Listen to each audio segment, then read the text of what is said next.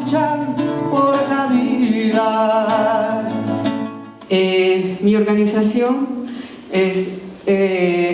se organiza sobre una base territorial, pero también con un propósito de emancipación, o sea, no es reivindicativo, ¿no? Porque nuestras luchas tienen que ver con la continuidad de la descolonización, porque el colonialismo ha marcado a los pueblos indígenas. El taller de historia oral andina, cuya directora era la hermana Silvia Rivera Cusicanqui, nos apoyó mucho con la investigación y gracias a ella hemos podido recuperar nuestra memoria larga y la memoria corta, como decía. Esa memoria nos ha servido también para plantear al Estado republicano la transformación, el cambio estructural. Y es así que nos reorganizamos en los Andes y en la Amazonía, realizamos más de 6 marchas nacionales exigiendo un cambio estructural al país, donde realmente volvamos a escribir una nueva constitución política del Estado, donde estemos incluidos, donde estemos dentro los pueblos indígenas, las nacionalidades, que somos 54 pueblos y nacionalidades indígenas en Bolivia. Logramos la realización de la Asamblea Constituyente, un nuevo pacto social como es la nueva Constitución Política del Estado Plurinacional, que se llama ahora, y su espíritu tiene que ver con un espíritu con principios y valores del vivir bien, ¿no? Entonces eso significa de que el Estado republicano, el viejo Estado republicano colonial, tiene que transitar hacia el Estado plurinacional. Y justamente es en ese tránsito el quiebre entre el movimiento indígena y el gobierno indígena, ¿no? Entre comillas, gobierno indígena. Porque rápidamente el gobierno indígena abraza para dar continuidad con el extractivismo. Yo plantearía pensar a Venezuela en este momento no como un fenómeno de algo que está ocurriendo, sino como más bien un síntoma del caos sistémico. Y digo que es un síntoma del caos sistémico y que, porque la base social, institucional, económica, que se está colapsando en el país, tiene muchas similitudes con las estructuras socioeconómicas de América Latina. Lo que pasa es que el caso venezolano es muy particular porque es tal vez la economía que tiene la mayor dependencia sobre el sector primario, pero sobre todo la mayor dependencia sobre un solo recurso, que es el petróleo. O digamos, este colapso debería abrir la posibilidad de que el modelo ahora sí vaya hacia sectores productivos, sostenibles, además inclusivos en términos de economías populares. La propuesta que se ha puesto sobre la mesa de parte del gobierno nacional ha sido un relanzamiento del extractivismo, planteando básicamente una colonización de todas las nuevas fronteras de la extracción, con especial atención en la región guayana, donde están los pueblos indígenas, donde están las principales reservas de agua, y hago énfasis en un megaproyecto que se llama el Arco Minero del Orinoco, que si no lo han escuchado es un megaproyecto que abarca casi 112.000 kilómetros cuadrados. Es un proyecto que tiene el tamaño de Cuba completo. Este proyecto está ubicado en la provincia de Serení, principalmente va a afectar a otras provincias como Guapamarca y también Cajamarca. Pretenden sacar oro, cobre y plata principalmente. Está sobre los 4.100 metros sobre el nivel del mar. Y bueno, la tecnología que quieren aplicar es esta que le llaman a cielo abierto o tajo abierto, ¿no? Nuestra principal preocupación es que este proyecto se ubica en una zona que para nosotros es muy importante, es una zona muy sensible. El agua proviene de estos ecosistemas que son zonas de recarga hídrica a través de la lluvia, y también la vegetación es altamente especializada en recoger el agua de la atmósfera, y eso aflora luego en estos humedales, en los manantiales, en las lagunas. Y acá donde se ubica el proyecto minero Conga nacen 5 ríos. Nos hemos ido a las comunidades para que ellos nos den los testimonios. En la mañana daba también una charla acá y los compañeros decían: ustedes han hecho un estudio social para ver los impactos, pero no hemos hecho un estudio felizmente, pero sí hemos sacado los testimonios de la gente, y eso lo hemos llevado a nuestras comunidades, lo hemos pasado por las radios, porque el estudio probablemente hubiera estado bien empastadito en la biblioteca, pero la voz de la gente que que le manifiesta sus sentimientos a otras que podrían vivir lo mismo, ha tenido un impacto mucho mayor que hacer de repente ese documento. Colombia vive un momento histórico que es la firma del acuerdo de paz con las FARC. Marca 60 años de una guerra que se profundizó en los últimos 15 años sobre todo, y que lleva, cuando en la radio anuncian que en Venezuela murieron 10, murieron 13 personas, y decimos en Colombia, ¿y dónde están nuestros 300.000 muertos de los últimos 10 años y los 300.000 anteriores de la guerra de la violencia y los 157 líderes que desde que se firmó el proceso de paz han muerto, y de las lideresas y de los familiares? En fin, esto para contarles que no es fácil y que hay dificultades, que hay ganancias. Yo puedo decir que de las ganancias que hay y de los avances de los acuerdos firmados está en primer lugar conocer ese mundo al cual estuvo el país urbano a espaldas durante más de 200 años, que es el mundo campesino.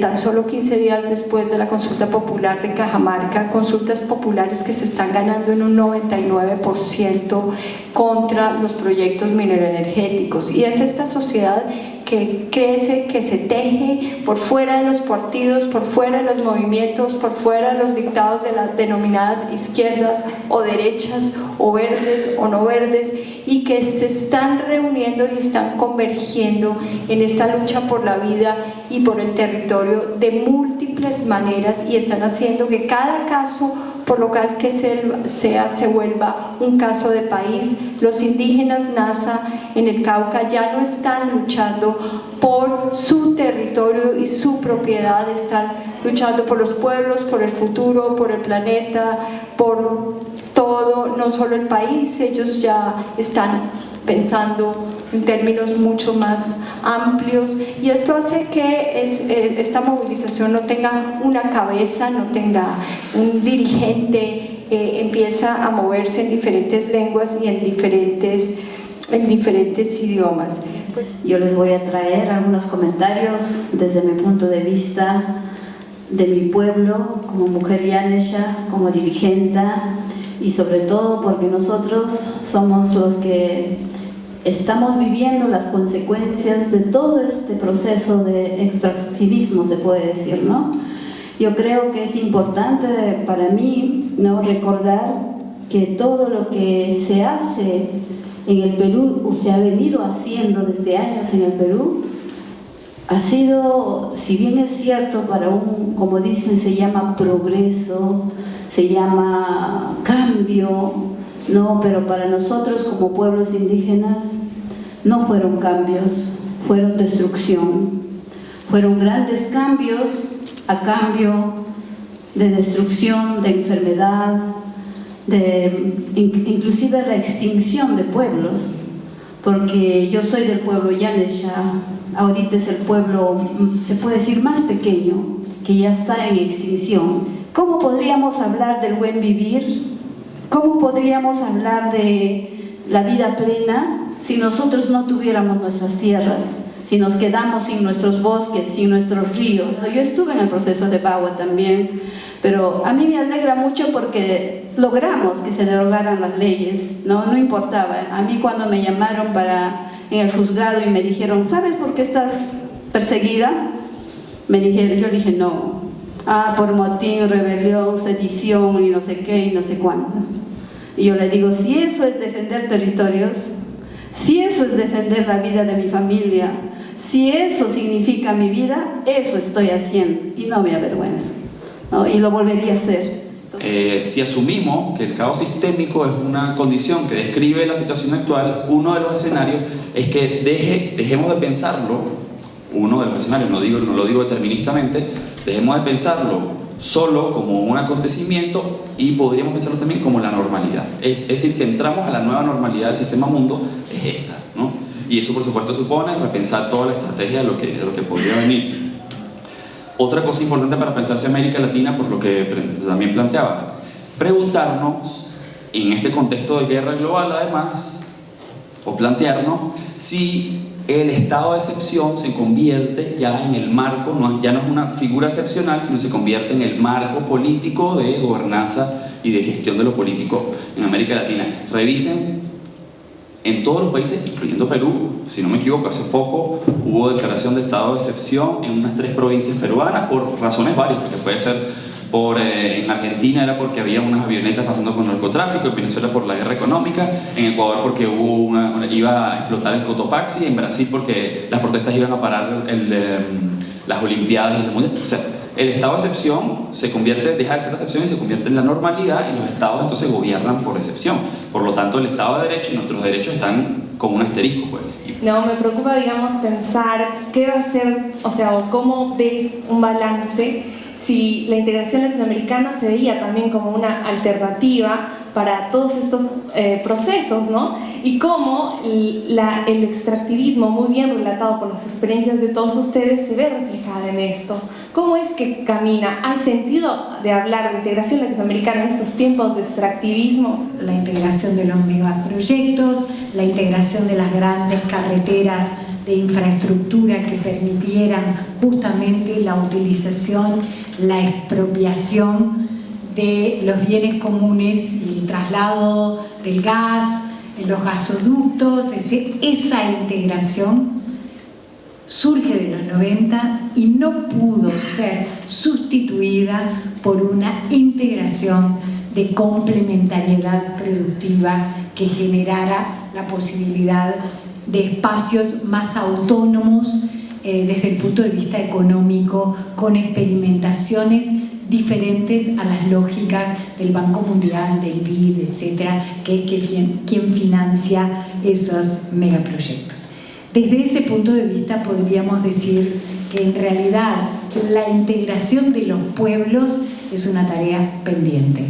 Y yo, para terminar y señalar la integración en la que creo, es, fíjense, ni una menos va desde un colectivo que conocí el otro día en Madre de Dios a la movilización de Argentina, a los 300.000 personas el 8 de marzo en Montevideo, etcétera, etcétera. Entonces, eso no es integración porque los colectivos, ni una menos, están en toda la región.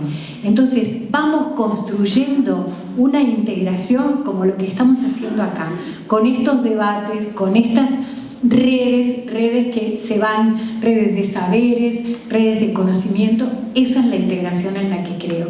De verdad, creo que toda la otra integración va en contra de los pueblos y que en realidad favorece al capital y al capitalismo. Entonces, ojalá la UNILA, que surgió como la parte utópica de la integración regional para formar estudiantes con perspectiva latinoamericana, logre mantenerse como proyecto cultural, como proyecto de saberes, pero la otra integración la tenemos que construir nosotros, está en nuestras manos.